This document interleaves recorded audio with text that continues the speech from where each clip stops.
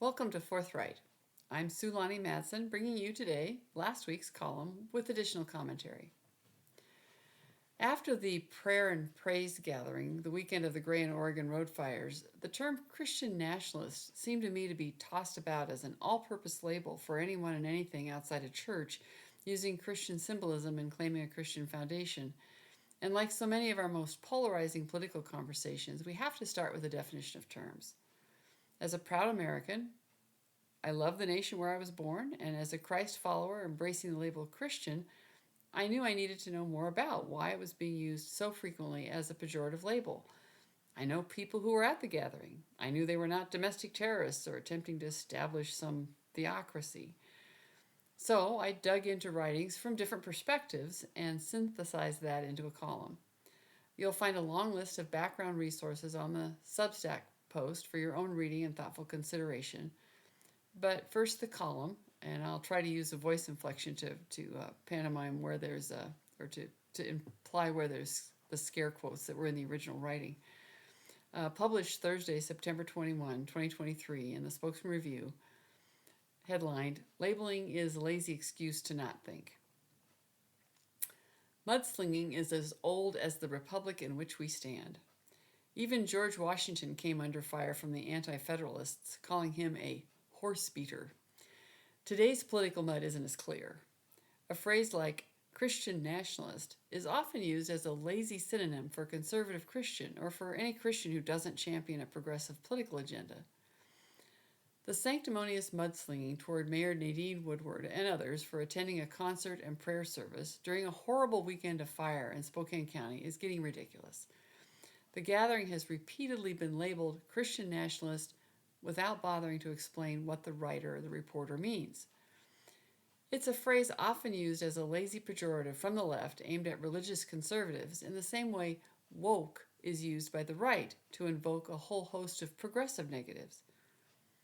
Labels interfere with asking questions of curiosity, starting with basic definitions. There is an organized movement using the name Christian nationalism which advocates for dominion of Christianity over civic life, a fusion of church and state.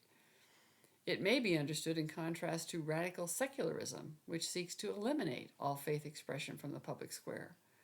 Both movements have extreme fringes seeking to accomplish their vision by any means possible, including potentially physical violence, in addition to legal wrangling. But most Americans reject these polar opposites. We have a long history of debating how and when religion and religious belief positively reinforce civic life. Sociologists Jesse Smith and Gary J. Adler Jr. of the University of Pennsylvania describe this majority of Americans as civic Republicans, understanding it is neither possible nor desirable to totally separate religion from politics. And I have to point out that's civic Republicans, small r, as in this is a republic. Back to the column.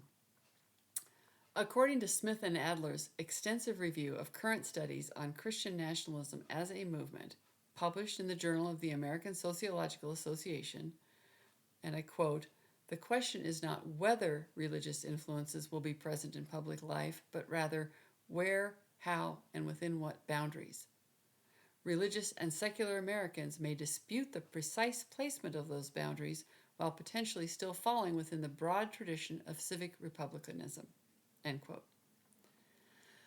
The First Amendment sets one of these boundaries, which is that the federal government does not pick one religion. But as John Adams noted after the signing of the Constitution, a moral and religious people is necessary for the system to work. Christian nationalism fits well within the civic republicanism tradition, recognizing Christians' responsibilities to the government and to God, uniting all those who believe in a resurrected Christ across all social and ethnic boundaries.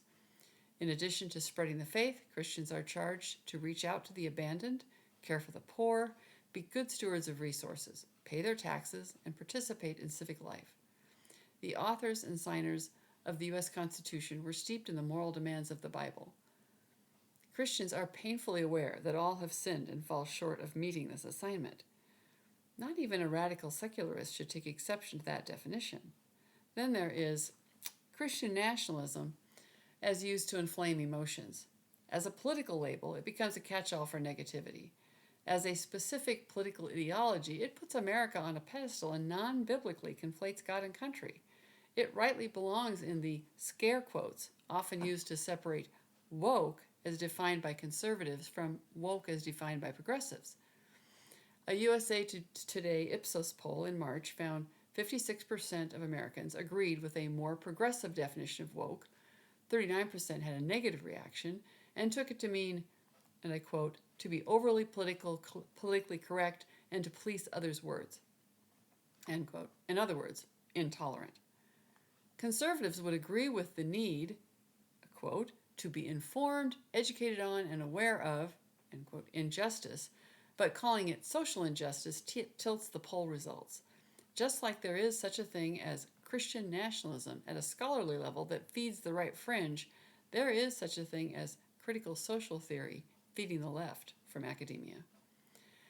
We need more accurate disagreement, more curious questions, and fewer lazy labels. Voters have a choice. You can let labels lead you. You can be swayed based on candidate Lisa Brown's past association with the socialist Sandinistas in Nicaragua, or Mayor Woodward's attendance at a Christian conservative prayer and praise gathering with a politically toxic Matt Shea present. Labeling simplifies decision-making. The phrase, "I'd vote for a yellow dog if he ran on the Democratic ticket," came out of the 1928 presidential election when pundits worried about Al Smith being rejected by anti-Catholic Democrats in the old anti-Republican Confederacy. You can still vote a straight ticket without thinking. Or you can ask questions and compare candidates' own statements of political philosophy. You can check performance metrics and the results of state audits of organizations under their leadership. Playing in mud puddles is for children. So that was a little preachy. I was tisk-tisking at the candidates there. The email and comments directly to me were positive. Folks appreciated the information because, like me, they'd never really thought about it or didn't know what the terms meant. It was a little vague. Or because they objected to the guilt by association charge being made against Mayor Woodward. And predictably, the mayor's supporters have dug into her opponent's past looking for guilt by association transgressions. They're reporting today, September 26, on the City Council's vote chiding Nadine Woodward for attending an event with something like 3,000 people, and not all of them were Matt Shea or Sean, what's-his-name. Included reporting on Lisa Brown attending a smaller gathering hosted by a self-confessed and convicted eco-terrorist, although eco-terrorist is not the word used by the reporter. And that points to the problem of language choice and media bias when Christian nationalist is used in the headline and opening paragraphs on the front page above the fold, and domestic terrorist doesn't appear until the closing paragraphs on page 7, but I digress. Back to the discussion of guilt by association. Politically, both Lisa and Nadine would have benefited from better research beforehand to think about how their attendance at those particular events might appear or be used, especially given how the Spokane Press always writes about Matt Shea as if he's radioactive. He's not that important. But as a candidate, your goal is to get in front of as many people as possible, across as broad a political spectrum as possible. If elected, you represent all the people. As Lisa was quoted in Tuesday's Spokesman-Review after the council's 4-3 vote, "These kinds of bizarre personal attacks on me are not helping move the city forward." I agree, but I'd make one small change to her statement. "These bizarre personal attacks from both camps are not helping move the city forward." Now, my words in my column and today will have precisely the same effect as the city council voting 4-3 to tisk over the mayor's attendance at the prayer gathering. In other words, likely none at all. I am not so naive as to think that either campaign will stop mudslinging because I've scolded them. Once the mud starts flowing, it is out of the control of both candidates.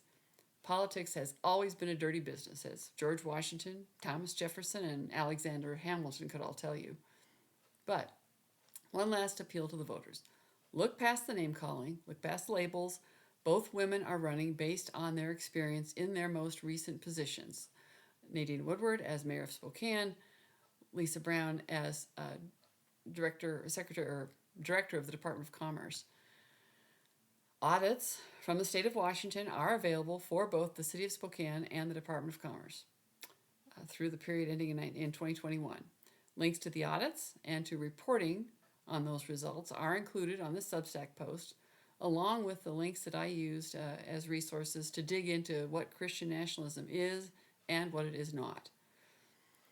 Responsible voters don't fall for lazy labeling. Dig a little deeper. Thank you for listening to my rant. I hope you'll join me again on Forthright. Subscribe on Substack for notification of new content, either with or without a pledge, no paywall until 2024. And don't hesitate to send ideas for neglected local stories and interesting interview subjects. Look forward to hearing from you.